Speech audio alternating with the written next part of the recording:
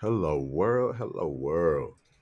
Mm, this video here gonna be tough, cause man, this one leave a lot of question marks. But I hope y'all are doing well, and as always, I appreciate y'all for joining me, man. I appreciate y'all, love y'all, Browns fans, man. This one is gonna hurt bad, and we gonna really see what our team is made of, what our coach of the year, if he wins it, which he should, what he's really made of. This loss is big, y'all. Big. Like this loss is the equivalent to if while you sitting here watching this video, you got a report saying Schwartz, defensive coordinator, he decided to leave. The same thing Schwartz bring to that defense, the type of elevation he brought, the way he elevated players, the way he changed the standard and the culture on that side of the ball, man. The impact he has is the same impact Callahan has on that offensive line. The same impact. The fact that any fans even know their offensive line's coach is wild, y'all. I know a lot of fans know his name, man, because I be hearing his after every win, loss, we talking about Callahan. Fans. Everyday fans, not even just like diehard into the nitty-gritty fans, just Browns fans. Yeah, we different as fans. I know we know football and watch it at a different level, but that's still crazy to know your offensive line coach. Bill Callahan was vital. Vital. Now, it's not time to panic. I'm not saying that, oh my gosh, our season is over. That's not what I'm saying at all, and that's not the case. But now it's forcing us to make some changes and forcing us to really take a look at our team and really start putting pedal to the metal, even more so than before, and realizing that like these years that we're wasting, and not even wasting, but these years that are just passing by, these Nick Chubb years, these Miles Garrett years, these years with Bill Callahan, man, these are golden years. Like these are like, it's gonna come a time where we gonna look back and be like, man, we still got Miles, but man, you remember when Miles was like one of the best, he was like the best in the league, man. He's not gonna be the same, or either he'll be on another team. Chubb, that story's already coming up. The reality of Chubb is already a conversation this offseason. Injuries, all this stuff. Having Callahan, who year after year gave us one of the top offensive lines in the league. That's rare. That's rare. And what do we have to show for them years? Now, this ain't a video getting on our path, but like I need to really drive home the fact that, like, man, we losing in these times. When you start losing coaches like this, that happens to every team. But see, typically it's when you start winning games. Like y'all winning games, y'all getting a lot of playoff experience, man. Whoo, this team went deep in the playoffs. We really saw what they can do. You didn't see that from the Browns. Yeah, we had a run, but that run was not it was not any type of indication of what we can do in the future. Joe Flacco and Deshaun Watson, not the same. All the injuries on our team, so our team's not going to be the same. We got rid of our offensive coordinator. Our team's not going to be the same. We're going to be looking at a different offense next season, like completely different tempo, standard, all that. I think the identity of the offense is going to be completely different next season. And that's not necessarily a bad thing. But like these changes usually come when you start winning, when the culture of winning is being instilled in your players, in your coaching staff, in your city. And we just, cool, we made it to the playoffs, man. We had the injuries. It's great that we made to the playoffs. Flacco had his run. All that is cool. But man, what did we really get from that? We didn't get a playoff win. We didn't get that we got our butt kicked, man. You could barely even watch that film and even take anything from it. Like it was almost useless. Like we took a L, but our L, it was just a whole loss. We had no lesson to really take. I mean, we did, but the lesson was easy. Like we just got punked and embarrassed. So like play hard, don't you know what I mean? Like the fact that we've got Callahan's and stuff like that, which his son is coaching. So it's not that he's walking away because he's just tired of the organization. He's ready to move on. He doesn't believe in it. That's not the case. The man is walking away to help his son coach. I get it. Which, by the way, speaking on that, the Browns are 100% correct in letting him go. You had to let him go. It's bigger than, like, you had to let him go. For those of y'all fans who are like, oh, if he's such a great coach, he was under contract. Like, Browns let him go. He had to ask permission to leave, and the Browns said, yes, you can leave, because the guy was under contract. Like, without the Browns' permission, he could not take this job. He couldn't. But what that does two things. One, what kind of Bill Callahan are you now getting? You getting a Bill Callahan that feels slighted. Like, here, come on, man. He's not into it. Like, I don't even really want to be here. His professionalism, but look, come on, you don't want that. And number two, what is that showing the rest of the league? You still got to hire another offensive line coach and other coaches. What does that say about your culture? What does that say about somebody who's applying for the position or thinking about it, and they're putting themselves in a Callahan position one day? Man, if I give this team, man, a great years, like I'm one of the best in my position, I'm loyal for all these years, and then I want to do something for myself, or they not gonna let me. They rather keep me there. I don't know if I want to go for them guys. You had to let them go. You had to.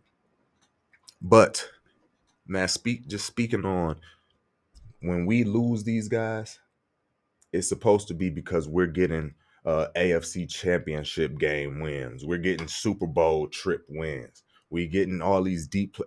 It's supposed to be that because we got the top ranked offense, and somebody just taking. Like, Callahan leaving hurts, man. Hurts. The impact this dude had was crazy. Look at all the pieces he's all the pieces he's compensated for. All those injuries, and excuse me, y'all, man, I'm a little congested, so I apologize. But we've been spoiled, Browns fans. Callahan gave us the LeBron effect, to where every night we looking at small forwards and we like, man, shoot. Every night okay, he dropped 28, 9, and 12. Okay. What we Man, that's remarkable. Like, that's great. Callahan, every year we just expect our offensive line to be one of the tops, man. It's expected, and it is. But look at what he's doing it with. Like, this is what he's doing is remarkable. The injuries we had, Conklin went down. DeJuan Jones comes in. He was a rookie project that we drafted. He wasn't a rookie that a standout rookie that was everybody's coveting to get their hands on this. No, plenty of tackles went before him. He was a project. Callahan had that guy ready when he wasn't expected to have to be ready, and he came in and played great. Great. All rookie team. All rookie team. Callahan got more out of what he was projected to be. He excelled. He goes down. James Hudson, whoever was in, because man, it was just a rotating door on our offensive line. Jones goes down. Offense still clicking. Ethan Poach go down. Our center, he goes down a part of the season. He's barely healthy all season. That's your foundation of your offensive line. Offensive line don't skip a beat. Joe Batonio, your longest vet, he goes down. He's hobbling all season. Even when he don't play, your offensive line still humming along. Jedrick Wills, like y'all see what I'm saying? Bringing in guys off the practice squad, your offensive line still going on. At no point, everybody's talking about the injuries on the offensive line, but at no point is your offensive line the reason why you're losing games or the reason why you can't just do what you want to do offensively. That's Bill Callahan, y'all. That's not Kevin Stefanski. That's not Stump Mitchell, who he lost. That was Bill Callahan. And when Kevin Stefanski now is coaching the offense, now when Kevin Stefanski and Ken Dorsey now, the both of them, because best believe this affects Dorsey too. When you lose somebody like that, man, this affects him too. That's a whole chunk of responsibility and leadership that just walked out the door. And somebody's got to fill that void. Somebody's got to step up. And this is why Kevin Stefanski scares me. Because when you start losing guys like this, man, you have to be able to compensate for that. Or you have to fill that void. And there's not Bill Callahan's running around. You know what I mean?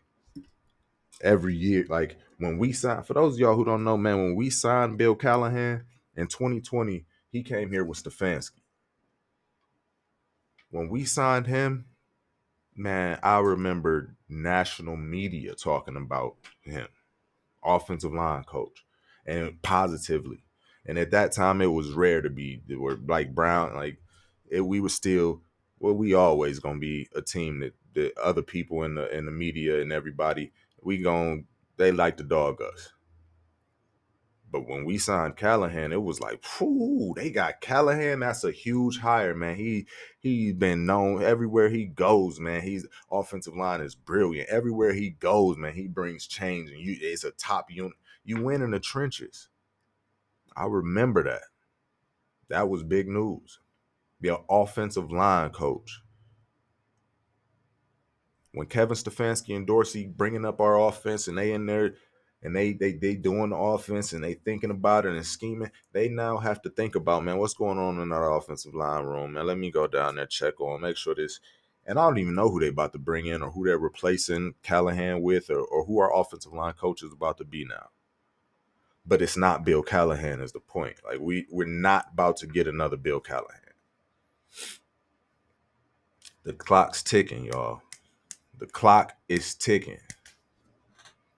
Like I need fans to know, like, this is, if we plan on doing anything other than what you're just seeing us do, which is just be relevant. Yeah, we good. Who, they do this real good and they're talk of the season, but they're not really doing anything in terms of the real competition of winning a Super Bowl. I'm not with all of that, man, because we got one of the best rosters in the league. Like, I'm tired of saying it. I'm not just saying it because I'm a Browns fan. I'm not just saying it because we have one of the best rosters in the league. And I know that's on paper. It doesn't matter. But if it's not translating to on the field, there's a reason for it. So again, we have one of the best rosters in the league. We need to start utilizing it. It's not panic time. I'm not. But this is where we gonna see. Those of y'all who say Kevin Stefanski is he, why shouldn't he call the plays? He's doing great. Why shouldn't he be on the hot seat? He's doing great. Look at what he's doing. Yeah, that's all good. But I'm talking about moments like this. Because Kevin Stefanski didn't build Bill Callahan. Bill Callahan was Bill Callahan before Stefanski came here. Bill Callahan blessed the Browns with his presence. He was already known. He was going to get a job anywhere. We're not. Jim Schwartz. He's Schwartz before he came here. He was winning Super Bowls. His presence came into the Browns organization and said, man, I'm here. I've arrived. Like, y'all know me. We're not developing any coaches. And usually in a winning culture, and when you've got a top coach, when you've got a Sean McVay, when you've got an Andy Reid, whoever you want to say, any of the young coaches, watch D'Amico Ryans. You gonna start hearing guys just getting plucked from his system left and right. You want to know why? Because they're winning. They showing something that I want a piece of that. Who is taken from Kevin Stefanski's staff that he's developed?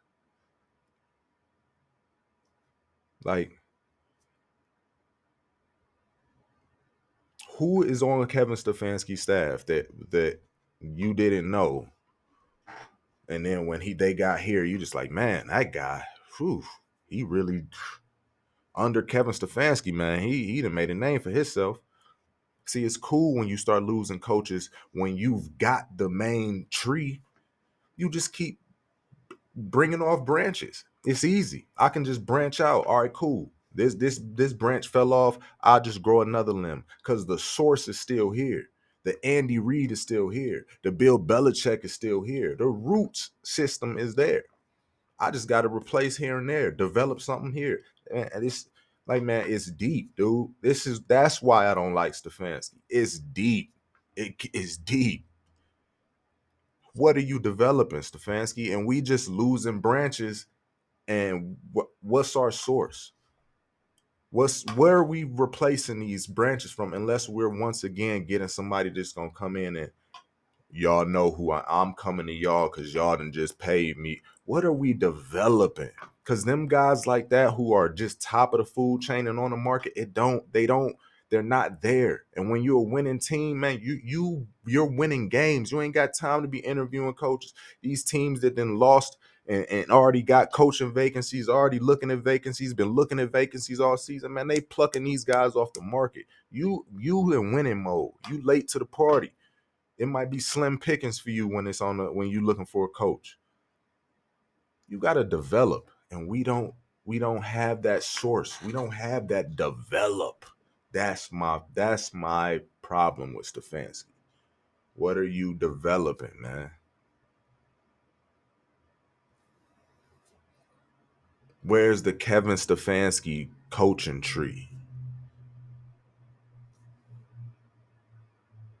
Bill Callahan is a big loss. That's a big loss. And he's going to the Tennessee Titans. Ain't like he's going over to the NFC or something, man. He going to the Titans, who disrespectfully, man, they in the same tier that we are. They was on the cusp of a playoff team, got talent on the roster, just got rid of their coach.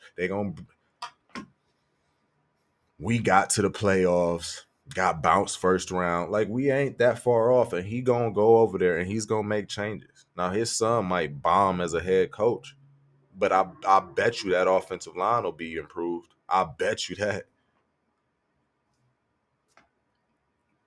That hurts, man.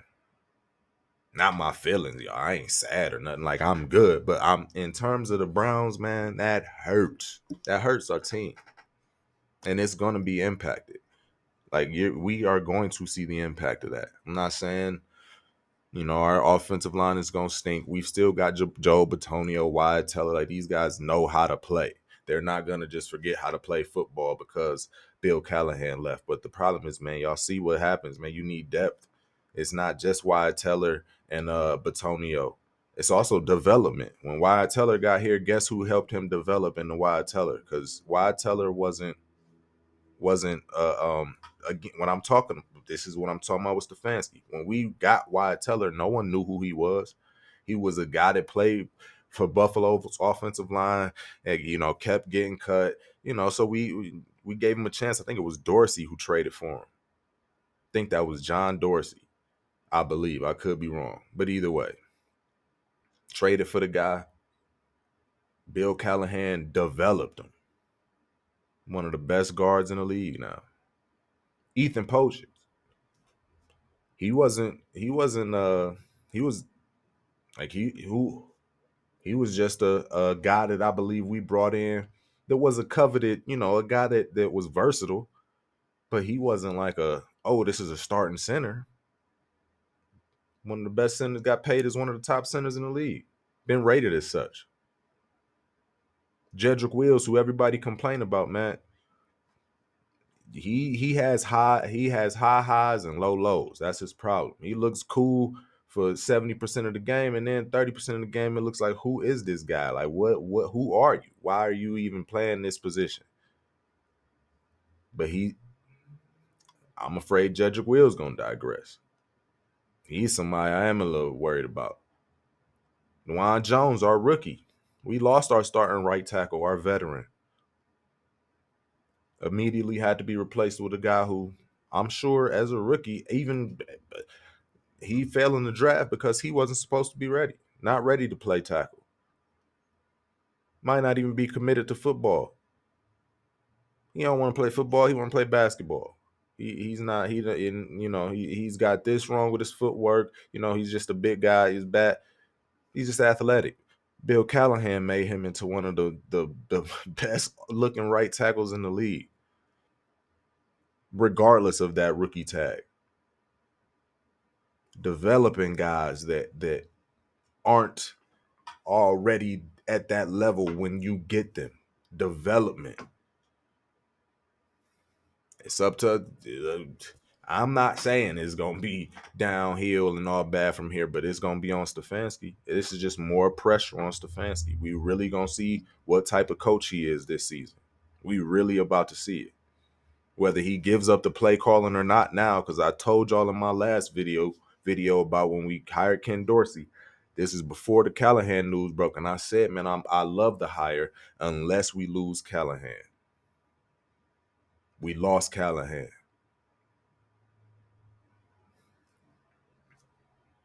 Pressure time now. Step up time now, Stefanski. What we gonna do? What you gonna do? Are you really a top coach? Because now all of your safety valves, all of your, I don't got to worry about this side, man, they starting to leave. They gone.